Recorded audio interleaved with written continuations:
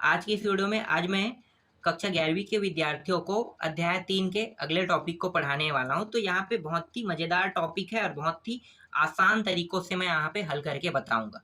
एक चीज यहाँ पे मैं बताना चाहता हूँ कि नवबोध, प्रबोध और युगबोध, इनमें जो टॉपिक है ना, जो मैं आपको बता रहा हूँ, ये एग्जाम्पल से बता रहा हूँ प्रश्न। तो वो एग्जाम्पल के प्रश्न आपको प्रश्नावली में देखने को मिलेगा और प्रश्नावली के प्रश्नों को आपको देखने को मिलेगा एग्जाम्पल में देखने को मिलेगा। ऐसा हुआ भी है। तो आप लोगों को यहाँ पे घबराने की जरूरत नहीं है। फिलहाल मैंने बुक ऑर्डर किया है। यहाँ पे सीजी, एमपी और यूपी, हो सकता है अदर अदर स्टेट के बच्चे भी जुड़े हों, क्योंकि एनसीईआरटी से हम पढ़ा रहे हैं। तो एनसीईआरटी का मतलब जहाँ जहाँ पे चल रहा है वहाँ के लिए ये बहुत ही इंपॉर्टेंट है। और जेई के लिए तो बहुत ही इंपॉर्टेंट टॉपिक है भाई। जेई वाले बच्चे, थोड़ा भी डाउट हो गए ना, तो आप समझ लो कि आप जेई नहीं निकाल सकते। तो आपको डाउट तो पहले क्लियर करना होगा, तभी आप जेई में बैठना। तो हम आपकी डाउट तो क्लियर करेंगे, क्योंकि हमें पता है कि सारे प्रश्न जो है ना कैसे सॉल्व होगा। हर एक का बारीकी से अध्ययन करेंगे हम, बहुत ही बारीकी से देखेंगे, जितना हो सके उतना। तो चलो अब प्रश्नों को देखते हैं। तो आपको यहाँ पे डाउट नहीं होना है। जैसे ही मेरे पास नवबोध प्रकाशन का मैंने ऑर्डर किया है बुक, तो हो सकता है बुक ना मिले, मुझे गाइड मिल जाए, जो भी चीज़ मिल जाए तो मैं आपको वहाँ पे समझा दूंगा आपके बुक के हिसाब से। ठीक है, तो हम आगे देखेंगे। फिलहाल अभी आप एनसीईआरटी का ही यूज करो, क्योंकि एनसीईआरटी टॉपिक बहुत इंपॉर्टेंट है और बहुत ही मज़ेदार होता है ये। तो देखते हैं एग्जाम्पल नंबर 10वां। और एग्जाम्पल में बहुत ही बारीकी से नहीं समझाया है, बहुत ही टफ तरीके से समझाया है ना, शॉर्टकट विधि से। हम इसे लॉन्ग कट विधि में बांटेंगे, क्योंकि आपको समझाना मेरी जवाबदारी है, तो मैं आपको समझा के ही रहूँगा। तो स्टार्ट करते हैं भाई।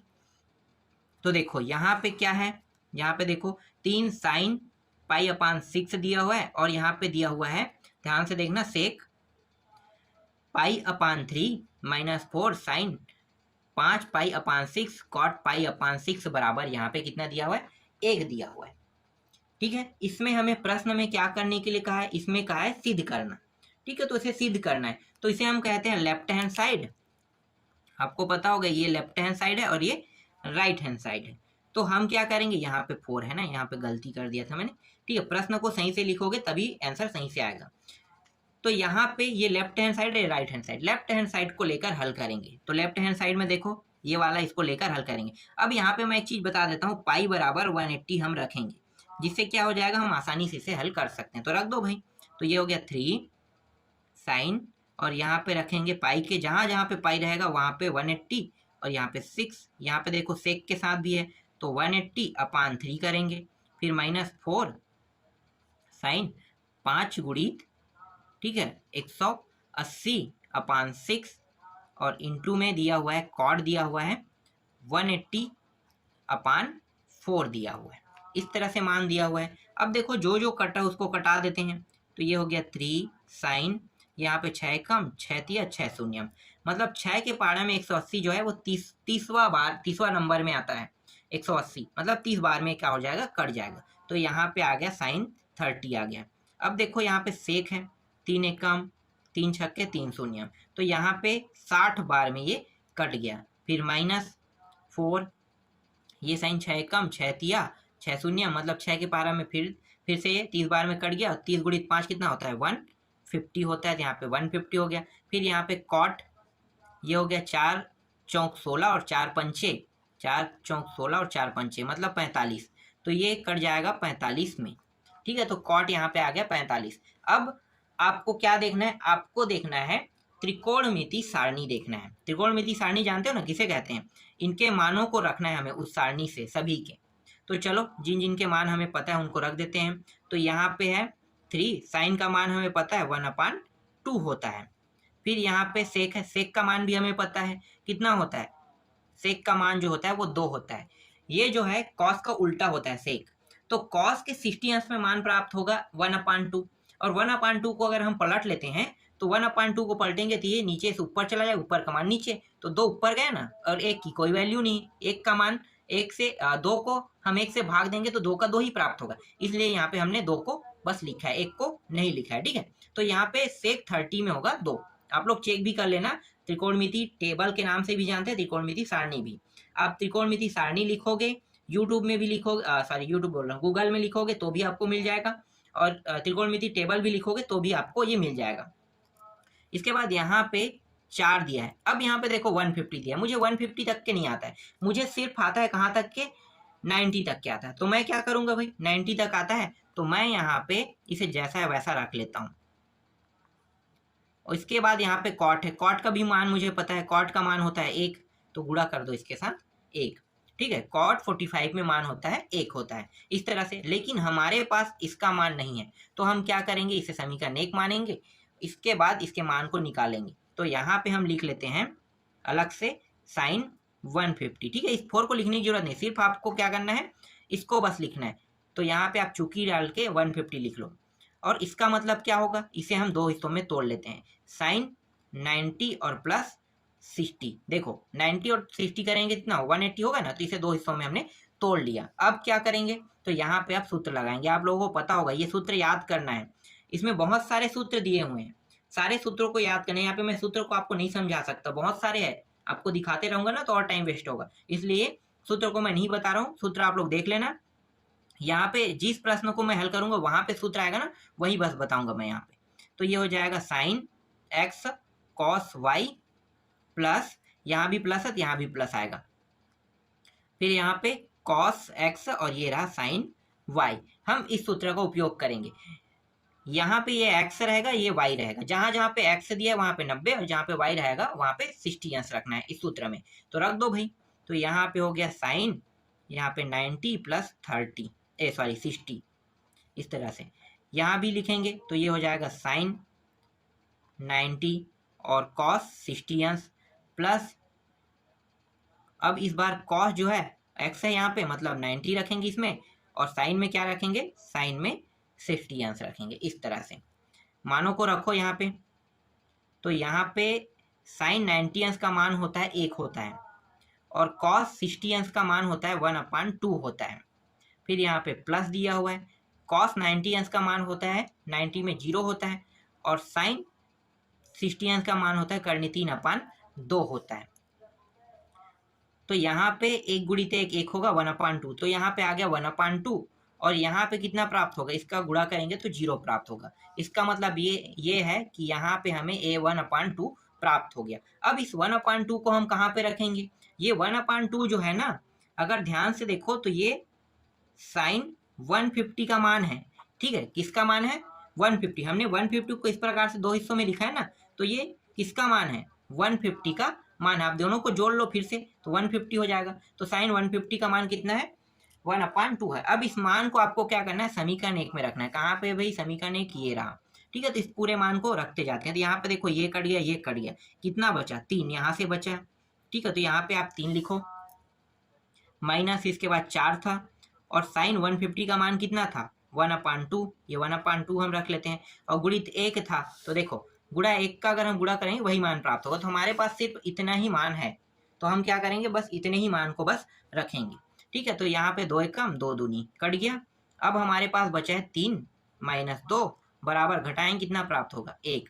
तो देखो राइट हैंड साइड क्या हुआ, सिद्ध हुआ। तो इस तरह से प्रश्नों को बनाते हैं। आपको समझ में आया ना, शॉर्टकट विधि यूज नहीं करना है। अगर आपको 150 का मान पता है तो आप रख सकते हो, नहीं पता है तो जैसे मैंने हल किया ना वैसे, तो आपको इसी तरह से सूत्रों का उपयोग करना है, सूत्र के उपयोग करके प्रश्नों को बनाना है। चलो नेक्स्ट एग्जाम्पल के प्रश्नों को देखते हैं। तो अगला जो एग्जाम्पल है वो देख लेते हैं हम लोग, 1 मिनट। यहाँ पे अगला एग्जाम्पल क्या है भाई, यहाँ पे मैं लिख लेता हूँ। ठीक है, ENG एग्जाम्पल नंबर 11। ठीक है, एग्जाम्पल नंबर 11 लिखते हैं। एग्जाम्पल नंबर 11 में यहाँ पे प्रश्न दिया है साइन 15 अंश दिया हुआ है, और इसका हमें मान ज्ञात करने के लिए कहा है। अब इसको कैसे हल करोगे, आपको पता है कि जो त्रिकोणमिति सारणी है, त्रिकोणमिति टेबल है, उसमें साइन 15 का कोई मान नहीं बनता। आप सबको पता है मान नहीं बनता, तो क्या करेंगे, मान बनाएंगे। कैसे बनाएंगे, देखो इसको हम कैसे लिख सकते हैं। तो आप लोगों को पता होगा कि साइन 45 अंश, ठीक है, माइनस 30 कर देंगे तो 15 आ रहा है कि नहीं आ रहा है, बताओ मुझे, घटा के देख लो, 15 आ रहा है। तो हम इस साइन 15 अंश को हम कैसे लिख सकते हैं, इस फॉर्म में लिख सकते हैं। अब हम यहाँ पे सूत्र लगाएंगे, साइन है मतलब कौन सा सूत्र लगेगा आपको पता होगा, साइन एक्स माइनस वाई, यहाँ पे माइनस है मतलब यहाँ भी हम माइनस लेंगे। अब सूत्र लगाओ यहाँ पे, तो ये हो जाएगा sine x cos y, minus है तो यहाँ भी माइनस, फिर यहाँ पे कॉस एक्स और ये हो जाएगा साइन वाई। इस सूत्र का हम उपयोग करेंगे। तो जहाँ पे 45 रहेगा वहां पे, मतलब जहां पे x रहेगा वहां पे 45 रखेंगे, और जहां पे y है वहां पे 30 अंश रखेंगे। तो रखते जाओ भाई। तो यहाँ पे ये हो जाएगा साइन 45 माइनस 30, यहाँ पे हो जाएगा साइन 45 अंश कॉस 30 अंश माइनस कॉस 45 अंश और साइन 30 अंश। इस तरह से इनके मानों को रखो। अब साइन 45 अंश का मान होता है 1/2 होता है। कॉस 30 अंश का मान होता है करनी 3/2 होता है। फिर यहाँ पे माइनस है, फिर यहाँ पे देखो कॉस 45 और साइन 45 का मान दोनों एक ही रहता है, तो यहाँ भी 1/2 आ जाएगा। और साइन 30 का मान कितना होता है 1/2 रहता है त्रिकोणमिति सारणी में। तो आपको त्रिकोणमिति सारणी देखना होगा, आप याद कर लो तो ज़्यादा अच्छा है। ठीक है, मुझे तो याद है इसलिए मैं बिना देखे यहाँ पे बना रहा हूँ। तो ये रहा। अब यहाँ पे देखो नीचे में इसका भी हर इसका भी हर दोनों बराबर है, तो क्या करेंगे, इसे एक बार लिखते हैं ना, इसे हम कहते हैं लघुत्तम कहते हैं। तो यहाँ पे 2 और करनी 2, इस तरह से हम एक बार इसे लिख लेते हैं। इन दोनों को गुणा करेंगे यही मान प्राप्त होगा। देखो दोनों सेम है। अब ऊपर में क्या है, करनी 3 है और यहाँ पे 1 है, तो ये रहा करनी 3 और 1, यही क्या है इसका आंसर है। देख लो भाई, आंसर निकालना बहुत आसान है। इस तरह से आपको हल करना है और आंसर को निकालना है। चलो आगे हल करते हैं। इसके बाद देख लेते हैं एग्जाम्पल नंबर हम 12 देख लेते हैं। एग्जाम्पल नंबर 12 में भी मान ज्ञात करना है। ये 10 है, 13 पाई दिया हुआ है और ये 12 दिया हुआ है। इसको कैसे हल करोगे, इसका भी मान निकालना है ना। तो ये भी बहुत ही आसान है, लेकिन यहाँ पे बहुत ही शॉर्टकट विधि से दिया है। मैं इसको बताता हूँ ओरिजिनल फॉर्म क्या है। तो सबसे ज़्यादा जो डाउट आपको होता है ना, उसको आप यहाँ पे क्लियर कर सकते हो। मैं आपको दिखाता हूँ, ठीक है। देखो ये 10 है, आपको पता है कि नीचे में क्या दिया है 12 दिया है, और यहाँ पे कितना है 13। तो मैं इसे 12 और एक 13 में ऐसे बांट सकता हूँ 2 हिस्सों में। आप समझो, ठीक है। ये 10 है, यहाँ पे 13 है, तो इसको मैं क्या करूँगा 12 का बांट लूंगा 12 पाई, और यहाँ पे बांट लूंगा 1 पाई। तो 12 और 1 कितना होता है 13। अब 2 हिस्सों में जब बांटते हैं तो लघुत्तम विधि आपको पता है क्या होता है।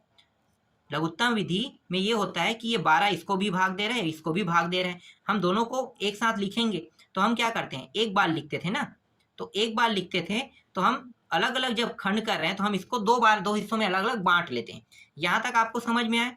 जब हम इसको एक साथ जोड़ सकते हैं तो हम इसको अलग भी कर सकते हैं, आपको पता है ना, जोड़ सकते हैं तो अलग भी कर सकते हैं। तो इस तरह से नीचे में दोनों में 12 आ जाएगा, और यहाँ पे 12 और प्लस 1 यहाँ पे। अब यहाँ पे आपके मन में ये डाउट होगा कि हम 12 से ही क्यों तोड़ रहे हैं। तो नीचे में हर कितना है 12, इसलिए हम 12 से यहाँ पे 2 हिस्सों में हिस्सा बांट रहे हैं। एक हिस्सा हमारा 12 होना चाहिए और एक हिस्सा जितना बचा है वो रहेगा। तो यहाँ पे 12 था इसलिए ये 12 में टूटा है, और यहाँ पे बचा है उसको दूसरे हिस्से में हम लिख लेते हैं। एक ही बचा है ना, एक ही पाई, तो एक ही पाई को हम अलग अलग कर लेते हैं। अब यहाँ पे हम इसका भी सूत्र लगाएंगे, आप लोगों को पता होगा। तो चलो सूत्र लगा दो, इसको काट दो पहले। ये दोनों कट गया, ठीक है, थोड़ा और छोटा कर लिए। तो ये हो गया पाई प्लस यहाँ पे क्या होगा पाई, और ये रहा 12। इस तरह से ये 2 हिस्सों में अलग अलग हो गया। ठीक है, यहाँ तक आपको समझ में आ गया। ठीक, बहुत अच्छी बात है। यहाँ तक अगर आपको समझ में आ गया है तो यहाँ पे आप चाहो तो एक और तरीका है, हम यूज कर सकते हैं। यहाँ पे इसको 180 में मान के हल कर सकते हैं। 2-3 तरीके हैं हल करने के, तो आप जो भी तरीके यूज करना चाहते हो कर सकते हो। फिलहाल चलो इसको छोटा और कर लेते हैं। यहाँ पे हम अलग तरीके से हल करते हैं। तो इसको हम लिख लेते हैं 10, ये हो जाएगा 180 प्लस ये हो जाएगा 180/12, इस तरह से ये हो जाएगा 10, ठीक है 180। अब 10 के 180 में कितना होता है भाई, ये जानना बहुत ज़्यादा जरूरी है। 10 के 180 में कितना होता है ये मुझे बताओ। तो 10 के 180 में होता है, तो 10 के 180 में होता है 0 होता है। ये आप सबको पता है, नहीं पता है तो टेबल देखना है। बिना टेबल देखे आप लोग यहाँ पे डाउट क्लियर नहीं कर सकते। तो त्रिकोणमिति सारणी आपको याद है तो ज़्यादा अच्छा, याद नहीं है तो याद कर लेना, और आप सर्च मार के देख लेना। आपके बुक में नहीं होगा तो आप गूगल में सर्च मारना, आसानी से मिल जाएगा। ठीक है, तो 10 के 180 में 0 होता है और यहाँ पे ये दोनों भाग जा रहा है, देख लो 12 एकम 12 और ये हो जाएगा 12 एकम 12, ये भी गया और 12 पंचे, ठीक है, तो 5 बार में ये कट गया, मतलब 15 में। तो यहाँ पे कितना आ गया 15, ये इस तरह से। अब यहाँ पे देखो ये प्राप्त हो गया मुझे 10, कितना प्राप्त हो गया 15, 10 15 प्राप्त हो गया।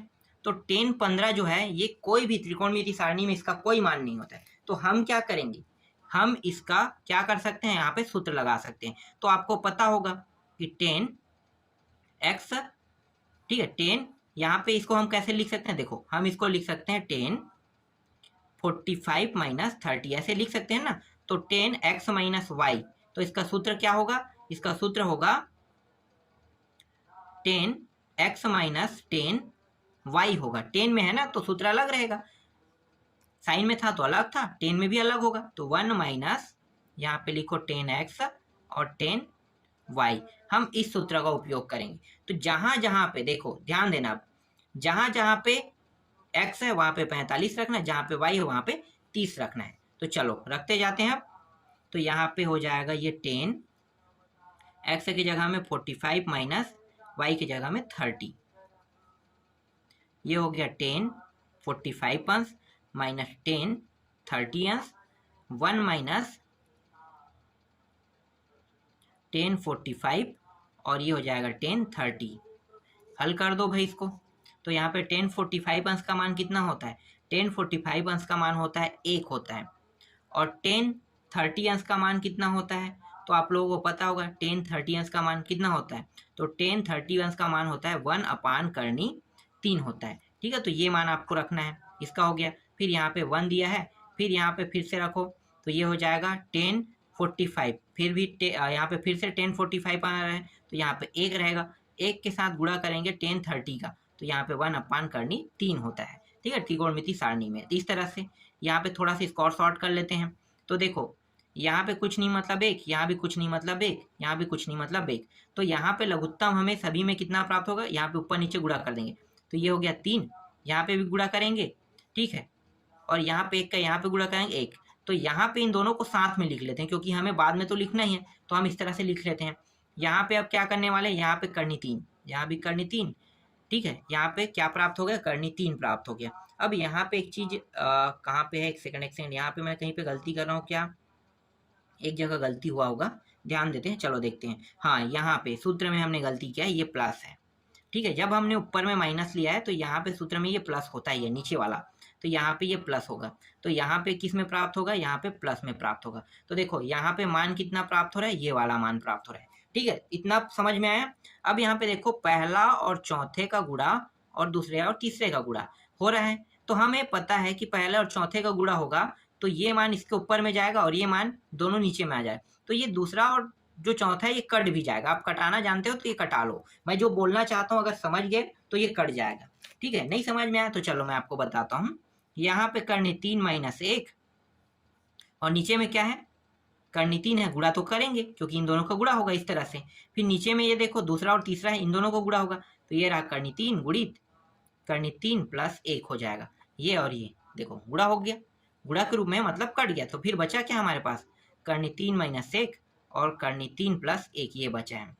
अभी भी ये पूरा हल नहीं हुआ है, तो अब और क्या करने वाले हैं, अब हम यहाँ पे करनी 3 प्लस 1 दिया है, तो हम क्या करेंगे, यहाँ पे करनी 3 माइनस 1 और करनी 3 माइनस 1, ऊपर नीचे इसका गुणा करेंगे। यहाँ के हिसाब से हम कर रहे हैं ना, ऊपर में दिया इसको हमें ध्यान नहीं देना है, नीचे में क्या दिया है, करनी 3 प्लस 1 दिया है, तो करनी 3 प्लस 1 में यहाँ पे बस हम चिन्ह को चेंज करें, यहाँ पे चिन्ह क्या है, प्लस है, तो हम यहाँ पे जब ऊपर नीचे इस तरह से दोनों में गुणा करेंगे, हर और अंश दोनों में जब गुणा करेंगे तो यहाँ पे माइनस से क्या हो, यहाँ पे प्लस था तो क्या हो जाएगा, इन दोनों में माइनस हो जाएगा।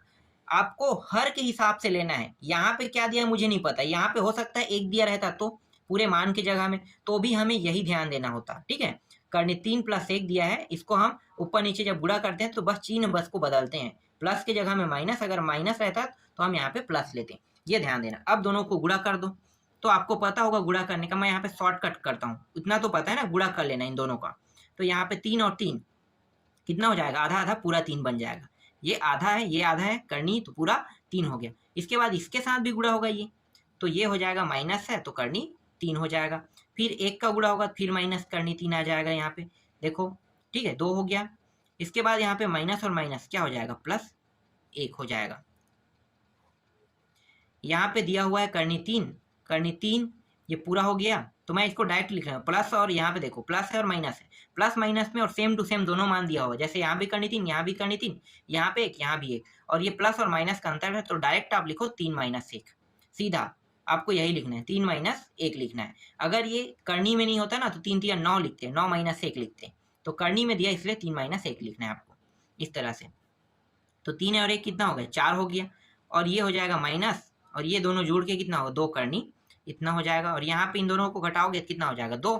इसमें उभयनिष्ठ क्या निकल रहा है भाई, देखो तो यहाँ पे 2 उभयनिष्ठ निकलेगा, यहाँ पे बचेगा 2 माइनस, यहाँ पे 2 तो निकल गए उभयनिष्ठ ग्रुप में बाहर, तो सिर्फ बचेगा करनी 3, और ये रहा 2, 2 एक कम 2, ये कट गया, तो हमारा आंसर कितना प्राप्त हुआ, 2 माइनस करनी 3 प्राप्त हुआ, और यही क्या है आंसर है। ठीक है, समझ में आ गया। 10 जो यहाँ पे जो मान था, यहाँ पे मैं आपको दे देता हूँ बगल में, जो 10 13 पाई अपान 12 है, इसका ओरिजिनल आंसर क्या है, 2 माइनस करनी 3 आया। देख लो भाई ये आंसर है, आप लोग चेक कर लेना, मैं जो बता रहा हूँ वही आंसर आया कि नहीं आया। आपके बुक में या गाइड में अगर इसका आंसर दिया होगा तो शॉर्टकट दिया होगा, और मैं यहाँ पे लॉन्ग कट में बता रहा हूँ कि ये ओरिजिनल जो फॉर्म है वो कैसे कैसे हल हुआ है। आपके गाइड या बुक में अलग तरीके से हल कर दिया है, π/4 π/6 कैसे आया समझ में नहीं आया, किसी के माइंड में भी नहीं चला होगा, और वो कहाँ से आया कैसे आया, खत्म, सब चीज खत्म कर दिया। जबकि मैं यहाँ पे देखो ऑथेंटिक हल कर रहा हूँ, इसे कहते हैं ऑथेंटिक हल कहते हैं, जिसका सॉल्यूशन का जिसका जवाब आपके पास हो, ना हो वो तो खराब है, रहना चाहिए, बहुत जरूरी है। ठीक है, तो चलो आगे देखते हैं 13वां प्रश्न। अब देख लेते हैं एग्जाम्पल नंबर 13 देख लेते हैं। एग्जाम्पल नंबर 13 में क्या दिया है, तो एग्जाम्पल नंबर 13 में दिया है यहाँ पे साइन x प्लस वाई दिया हुआ है, और नीचे में दिया हुआ है साइन x माइनस वाई दिया है। इसको हम कैसे लिख सकते हैं, आपको पता है कि साइन x और कॉस y लिखना है, फिर प्लस है मतलब यहाँ भी प्लस रहेगा, तो ये हो जाएगा कॉस x और ये साइन y, इस तरह से आपको लेना है। नीचे का क्या होगा, नीचे में भी वही रखना है, साइन कॉस y, यहाँ पे माइनस है बीच में तो यहाँ भी माइनस हो जाएगा, कॉस x और ये साइन y। ठीक है, अब यहाँ पे हमें क्या करने हम क्या करने वाले हैं, तो इसे हम 10 के फॉर्म में बदलेंगे। ठीक है, 10 के फॉर्म में हमें क्या करना है, बदलना है। प्रश्न में क्या दिया हुआ था, एक सेकंड, मैं प्रश्न ही लिखा नहीं था, यहाँ पे लेफ्ट हैंड साइड को लेकर हल कर रहा हूँ। देखो प्रश्न में हमें राइट हैंड साइड लाना था ना, तो यहाँ पे 10x दिया है और ये हो गया 10y दिया हुआ है, फिर यहाँ पे 10x माइनस 10 यहाँ पे y, इस तरह से हमें ये सिद्ध करना है। चाहे हम इसको लेकर हल करते हैं तो हमें ये लाना है, और इसको लेकर हल करेंगे तो हमें ये लाना है। तो हम लेफ्ट हैंड साइड को लेकर हल कर रहे हैं, ये लेफ्ट हैंड साइड है, इसको लेकर हल कर रहे हैं, और हमें सिद्ध क्या करना है, ये सिद्ध करना है। ठीक है, तो यहाँ तक आपको समझ में आ गया। इसको हम सूत्र के फॉर्म में इस तरह से हम बांट सकते हैं, ये तो आपको पता होगा। अब यहाँ पे देखो 10 लाने का एक ही तरीका है, 10 लाने की हमें ऊपर से कॉस को हटाना है। किसको हटाना है, कॉस को। तो चाहे देखो कॉस वाई है, कॉस एक्स है, ठीक है, ये सब कॉस में दिया, तो कॉस बस को हमें हटाना है। तो कॉस को हटाना है तो हम क्या करेंगे, इस पद में कॉस एक्स और कॉस वाई का हम गुणा कर देंगे। ठीक है, दोनों में, मतलब यहाँ पे ये क्या है, ये साइन एक्स कॉस वाई है प्लस कॉस एक्स और साइन वाई है, तो इसको हम 4 भागों में बनाएंगे। 4 भाग कैसे, देखो पहले आपको समझना होगा, ये साइन एक्स और ये हो जाए cos y plus cos x और ये साइन वाई, यहाँ पे कुछ नहीं मतलब एक से 2 पद बन गया। ये तीसरा पद क्या है, देखो यहाँ पे है, ये हो जाएगा sine x cos y minus cos x और ये हो जाएगा साइन वाई, यहाँ भी कुछ नहीं मतलब 1। ठीक है, 4 पद बन गए, देखो पहला दूसरा तीसरा चौथा। अब ये तो इसका अंश होगा, ये वाला क्या है, हर है, ये भी अंश होगा। 4 पद में ऐसे ही गिनते हैं ना, अंश हर अंश और ये हर, इस तरह से। तो हम क्या करने वाले हैं, हम ये जो हर है ना, इसमें क्या कर देंगे, गुणा कर देंगे। ठीक है, या आप समझो 1 अपान, इन दोनों में 1 अपान, आप समझ रहे हैं, 1 अपान कॉस एक्स और कॉस वाई का हम क्या करने वाले हैं, यहाँ भी गुणा होगा और यहाँ भी गुणा होगा, दोनों में गुणा हो जाएगा। ठीक है, तो गुणा करने वाले हैं, या आप इसे कह सकते हो इसका भाग देने वाले हैं इसके साथ। तो जो भी आप समझना चाहते हो, मुझे ये किस में चाहिए, मुझे ये हर में चाहिए। सिर्फ हर में जहाँ पे एक है ना वहाँ पे ये होना चाहिए, तभी मैं इसे हल कर पाऊंगा। तो हम क्या कर सकते हैं, इसे हम कह सकते हैं कि अंश और हर को हम भाग किससे दे रहे हैं, cos x और cos y से हम इसको भाग दे रहे हैं। ठीक है, अगर आप इसे ध्यान देते हो, अगर 4 पद में नहीं बांटते हो तो भी आपका प्रश्न सॉल्यूशन हो रहा है। ये आपका अंश है, ये अभी आपका हर है, ये अंश और ये हर। यहाँ पे मैं इसको समझाना चाहता था, इसलिए मैं यहाँ पे इस तरह से आपको बता रहा हूँ। ठीक है, तो अंश और हर ये दोनों है, तो इन दोनों में हम क्या करेंगे, इसका हम भाग देंगे। तो भाग दे दो, तो यहाँ पे क्या बन जाएगा, ये जो एक है ना इसके स्थान पे ये माना जाएगा cos x और cos y, यहाँ भी आ जाएगा cos x और ये हो जाएगा cos y, इस तरह से। ठीक है, इस तरह से मान हमें प्राप्त हो जाएगा। यहाँ तक आपको समझ में आ गया। चलो अब देखो क्या करने वाले हैं। ये जो cos है ये दो हिस्सों में बटेगा, इसको भी दोनों को भाग कर रहा है, तो हम बारी बारी से थे, तो ये पहले इसको भाग कर रहा है। ठीक है, तो यहाँ पे देखो, यहाँ पे cos y कट गया, बचा क्या, साइन और cos बचेगा, तो यहाँ पे साइन x अपान cos x, इस तरह से। फिर यहाँ पे प्लस है, फिर ये इसको भी भाग देगा, तो यहाँ पे देखो cos x दोनों से कट गया, बचा गया साइन y और cos y, तो यहाँ पे साइन y और ये रहा cos y। फिर यहाँ पे इस तरह से फिर से अपान लगाना है। फिर यहाँ पे देखो ये जो cos x cos y इसको भाग करेगा पहले, तो यहाँ पे देखो cos और cos यहाँ भी कट गया, तो यहाँ पे बचेगा क्या, साइन x बचेगा और यहाँ पे बचेगा साइन y बचेगा। फिर यहाँ पे चिन्ह क्या है, माइनस है। अब यहाँ पे cos और cos कट जाएगा, बचेगा क्या, इस बार साइन और cos y बचेगा, तो यहाँ पे साइन y और यहाँ पे cos y बच रहा है, इस तरह से। इसको हम कैसे लिख सकते हैं, हम इसको लिख सकते हैं, देखो ये बन रहा है 10x बन गया, प्लस ये बन रहा है 10y बन रहा है। इसके बाद देखो नीचे वाला भी ऐसे ही बनेगा 10x और यहाँ पे माइनस है और ये हो गया 10y हो गया। और देखो हमें सिद्ध क्या करना था, यही सिद्ध करना था, तो इस तरह से राइट हैंड साइड सिद्ध हुआ। समझ में आया। इस तरह से मैं अभी आपको 13 एग्जाम्पल तक के बता रहा हूँ, बाकी जो बचा है उसको मैं आपको नेक्स्ट वीडियो में बताऊंगा।